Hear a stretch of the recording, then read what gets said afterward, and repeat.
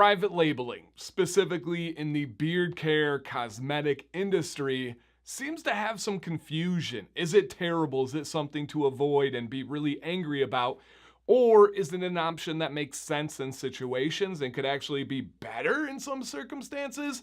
We're gonna go over every angle I can think of, and I'm gonna offer you an option at the end of this video in case you're someone that's wondering about this personally and you've thought about starting a beard product company and you're like, I just don't have the means or the ability right now to make it myself, but are there options? I got you. Let's go ahead and have a open-minded discussion and approach to this. Real quick though, introduction, my name is Dancy Bearded. For real, thank you guys for watching this video. This is what I do as a passion and as a career. You guys can help that out by hitting a quick thumbs up. It's free. And if you're not subscribed, check that button down below. That does help out as well. Thank you to those returning subscribers. Private label. Essentially what that means is you are not personally putting your hands on products, but you are selling products. Now, there are tiers within this. There's names, there's white labeling, there's drop ship, private labeling. I'm gonna break down the good, the bad, the ugly, and kind of where I see everything falling. The bad would be just simply ordering a huge pre-made batch from some overseas, usually from China, supplier that is sending it on a ship that's with these really hot shipping containers. It goes to a port, it gets in a warehouse. Who knows how long it's been there? Who knows the quality of it? We know it's not sourced in America. I don't like that. I really dislike when companies just simply take something and then put their logo on it and then sell it. That's not cool to me. To me, that's not real private labeling. That's drop shipping.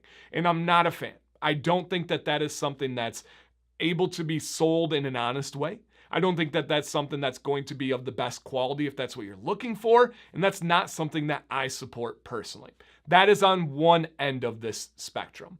Now, as we move closer to the middle, there are other options where people do work with, let's say, a lab in the United States. They say, hey, I need a beard oil. The lab makes it for them. They then put their logo on it. They ship it. That's okay, right? There's nothing wrong with that in itself. Now, is it handmade? Is it crafted by the company?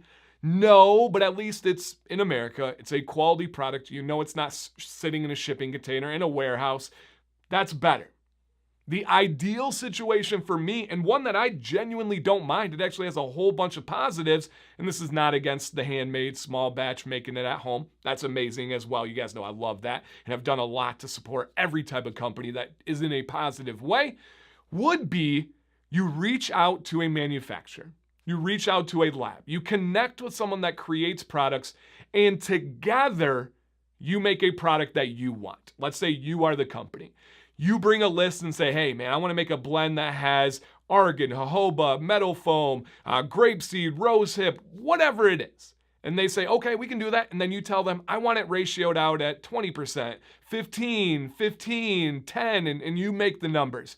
Oh, and then we want to be able to put it into the bottles. We want to make our own labels. We want to make our own fragrances, whatever the case may be.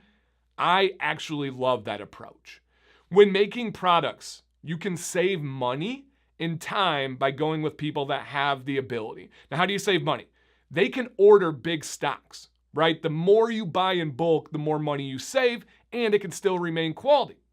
What about safety-wise? They may have a lab that is fully clean, that is fully set up for dedicated beard products that maybe isn't in a kitchen, that isn't in a closet. And I'm not knocking those. Those can be done correctly.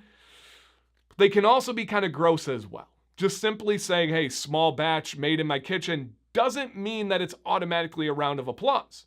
Now, if you do it and you're clean and you're sterile and you know the proper procedures, heck yeah, that's awesome. But if you work with a lab, you work with a manufacturer, they have a standard to uphold. We know it's going to be clean. We know it's going to be good quality as long as you do your due diligence and check out the lab. So for me, that style of private labeling is absolutely commendable, and there's nothing wrong with that.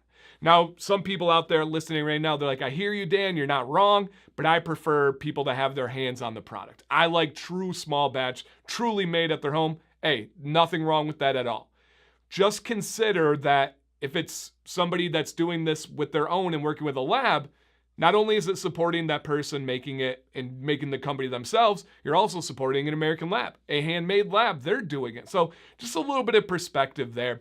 Now, a company that I did want to mention today as an option, I checked with them first. I reached out and said, hey, I have a crazy idea for a video. I know you do this, and I think a lot of people are curious, and I think a lot of people are interested. So they did not come to me and say, will you advertise this? They did not come to me and say, will you make a video about this topic? I did. All right, I just want to make that super clear. This is not an advertisement that they were seeking. I believe in this, and I think it's a cool option, and that would be Volt LifeProof Grooming. Now, they make their own products that are phenomenal, but one thing that the owner loves is he has a facility. He has the ability to make other blends, and he does private labeling. He works with people and can customize it. And there's other companies that do that as well. But I know he cares. I know he's very skilled at what he does. Just check out the beard oil carrier blend of his own. To see that, you're like, okay, this guy knows something. He's not just buying bulk. He's not just putting garbage out there. Volt LifeProof Grooming. I'll link their website in the description. I'll probably pin it as a comment too. If you're someone that's been sitting on the sideline and you've been curious and you don't know where to start, this could be a good option to start. Reach out to them. You might be surprised at the cost. You might be surprised at how involved you can be from the ingredients, the ratios, the scents. There's all different levels that you can get involved with. So just something to keep in mind, you guys, when anytime we throw like negative stigmas, there's usually more to the story. And with private labeling, it's just muddied because of the spectrum. And there's so many different versions that fall under the umbrella of private labeling. Reach out, have a conversation with Volt. If you guys are interested, it might surprise you. So down below, what are your questions? Is there something that I made more confusing? Is there something I need to clarify or go deeper on? I would love to be able to give my best shot at it. And I'm just talking about my experience and my thoughts on this topic, you guys. Also, what are your thoughts? Do you see both sides on this? Do you heavily prefer one or the other? Let us know. This could be a really cool discussion. Thank you guys in advance. Dan C. Bearded. Please stay bearded and stay positive.